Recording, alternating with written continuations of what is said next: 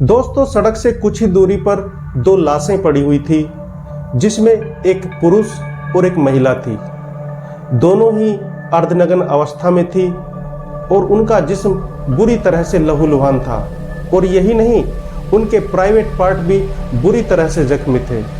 ऐसा लग रहा था मानो हत्यारे ने उन्हें बुरी तरह से जख्मी किया हो।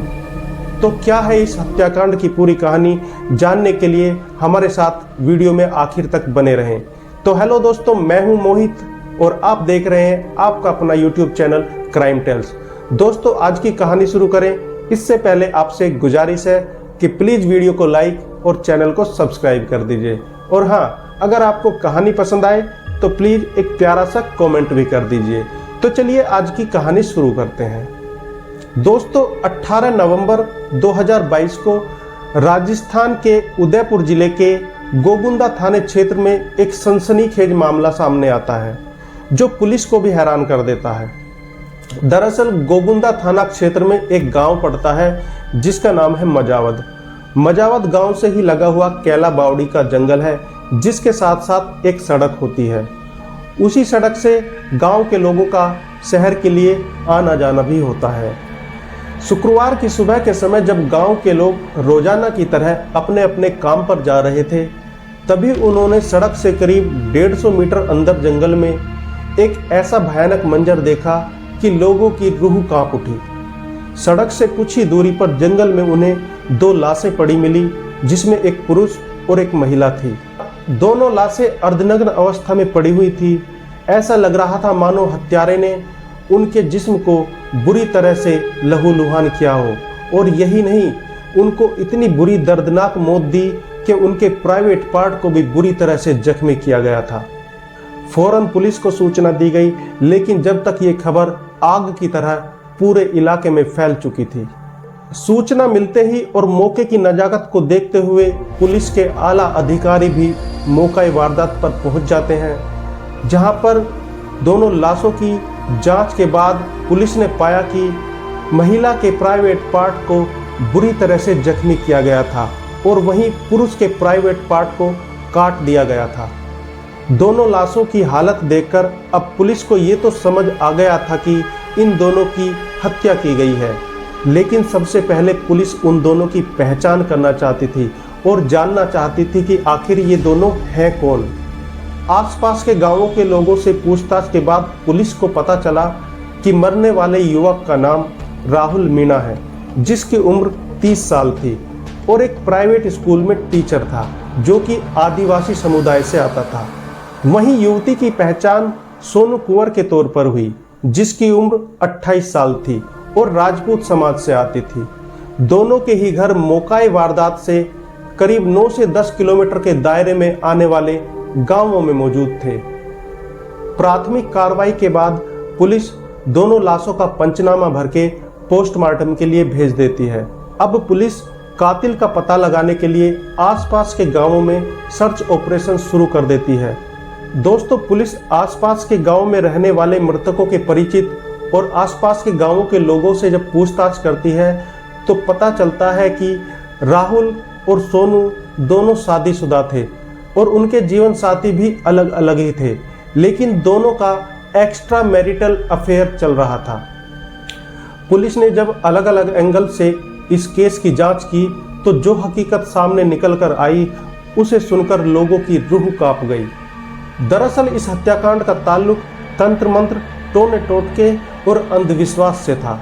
दोस्तों, इस मामले में पुलिस ने 55 साल के तांत्रिक भालेश कुमार को गिरफ्तार किया था, जिसने इस खौफनाक हत्याकांड को अंजाम दिया था।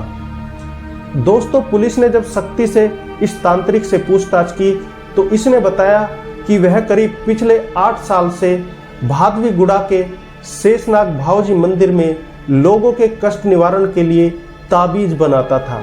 इस मंदिर में राहुल और सोनू के घर वाले भी जाया करते थे। उस मंदिर में एक दिन राहुल और सोनू की मुलाकात होती है और दोनों एक दूसरे को अपना दिल दे बैठते हैं। धीरे धीरे दोनों की दोस्ती बढ़ जाती है और अक्सर वो मिलने के लिए उसी मंदिर में आया करते थे। लेकिन उन दोनों की सबसे बड़ी परेशानी ये थी कि वे दोनों पहले से ही शादीशुदा थे। दोस्तों, सोनू से अफेयर के बाद राहुल अपनी पत्नी से दूर दूर रहने लगा था और इसी बात को लेकर अक्सर उन दोनों में झगड़ा भी होने लगा था।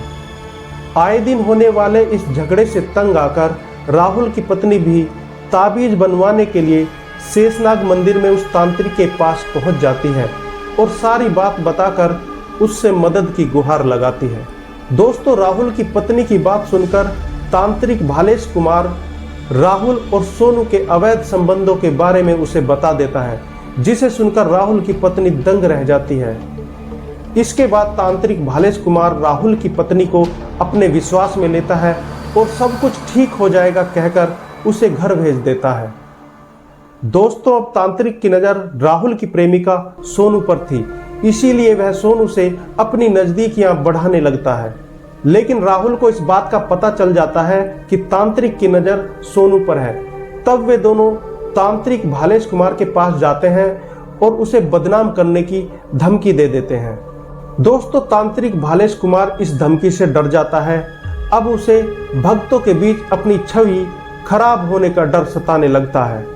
इस परेशानी से छुटकारा पाने के लिए तांत्रिक भालेश कुमार एक ऐसी खौफनाक साजिश रचता है जिसके बारे में आप कभी सोच भी नहीं सकते, क्योंकि अब वह राहुल और सोनू को अपने रास्ते से हटाने का पूरा प्लान बना चुका था। उस प्लान के मुताबिक पहले तो तांत्रिक भालेश कुमार ने राहुल और सोनू पर अपना विश्वास जमाया और उसके बाद उन दोनों को तंत्र मंत्र के जरिए हमेशा के लिए एक होने का भरोसा दिलाया। प्लान के मुताबिक तांत्रिक भालेश कुमार एक दिन बाजार जाता है और वहां से करीब 50 पाउच फेविक्विक के खरीद कर लाता है और उन्हें एक केमिकल लिक्विड में मिलाकर एक बड़ी बोतल में भरकर अपने पास रख लेता है। दोस्तों, 15 नवंबर 2022 की शाम को तांत्रिक भालेश कुमार राहुल और सोनू को फोन करता है और उन्हें तंत्र मंत्र की क्रिया के लिए सुखड़िया सर्किल में अपने पास बुला लेता है और फिर उन्हें अपने साथ लेकर अनुष्ठान के नाम पर गोगुंदा के सुनसान जंगल में ले जाता है। दोस्तों, अब तीनों जंगल में पहुंच जाते हैं। जंगल में एकदम सन्नाटा था, दूर दूर तक कोई भी इंसान जंगल में दिखाई नहीं दे रहा था। अब तांत्रिक भालेश कुमार उन दोनों से कहता है कि अगर तुम्हें हमेशा के लिए एक होना है तो जैसा मैं कहता हूँ वैसा करते जाओ। वे दोनों तांत्रिक की हाँ में हाँ मिलाते हैं। सबसे पहले तांत्रिक उन दोनों को अपने अपने कपड़े उतारने के लिए बोलता है। यह सुनकर दोनों अपने अपने कपड़े उतार देते हैं। जब दोनों पूरी तरह से नग्न हो जाते हैं तो उन दोनों को अपने सामने ही शारीरिक संबंध बनाने के लिए कहता है। अब तांत्रिक की बात मानकर दोनों शारीरिक संबंध बनाने लगते हैं। दोस्तों, जब तांत्रिक भालेश की बात मानकर दोनों शारीरिक संबंध बनाने लगते हैं, तभी तांत्रिक भालेश कुमार अपने पास रखी हुई बोतल जिसमें वो फेविक्विक का लिक्विड भरा हुआ था उन दोनों के ऊपर उड़ेल देता है। इससे पहले कि राहुल और सोनू कुछ समझ पाते, दोनों बुरी तरह से चिपक जाते हैं। उनका शरीर कई जगह से बुरी तरह से चिपक जाता है, इसलिए जब वो खुद को जबरन छुड़ाने की कोशिश करते हैं तो उनके जिस्म की खाल कई जगह से बुरी तरह से उखड़ जाती है। दोस्तों, राहुल और सोनू खुद को एक दूसरे से छुड़ाने की कोशिश कर ही रहे थे कि तभी तांत्रिक भालेश कुमार उन पर चाकू और पत्थरों से हमला कर देता है। वह उनके प्राइवेट पार्ट पर भी चाकुओं से कई बार वार करता है और राहुल के प्राइवेट पार्ट को चाकू से काट देता है। आखिरकार लहूलुहान होकर राहुल और सोनू जमीन पर गिर जाते हैं और उनकी मौत हो जाती है।